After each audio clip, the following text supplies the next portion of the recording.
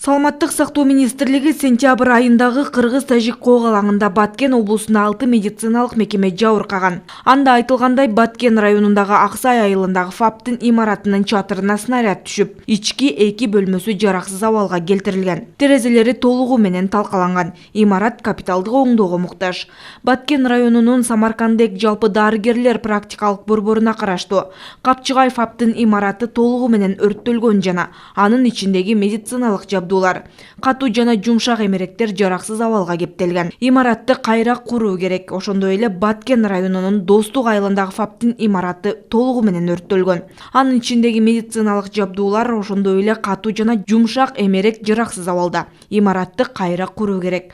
Ушул эле райондун Достук айылына караштуу тез жардам унаасы жабыркаган. Унаанын алды жагынан 5 жерине ок тийген. Арткы айнеги талкаланган, ичиндеги медициналык шаймандары толугу менен талкаланып тонолгон. Уна капиталдык оңдоого муктаж. Ал эми Лейлек районунун Кулунду жалпы дарыгерлер борборуна караштуу номер 20 борбордук үй-бүлөлүк дарыгерлер тобунун имаратынын терезелери талкаланган. Ички бөлмөлөрүнүн эшиктери талкаланган. Дуалдары ок атуучу куралдан жабыркаган. Имарат кайра курууга муктаж. Ошондой эле Лейлек районунун Кулунду жалпы дарыгерлер борборуна Максат айылындагы ФАПтын чатырына снаряд түшүп, бөлмөлөрү жараксыз абалда. Медициналык жабдуулар жана эмеректер толугу менен жараксыз абалда. Капиталдык оңдоого муктаж.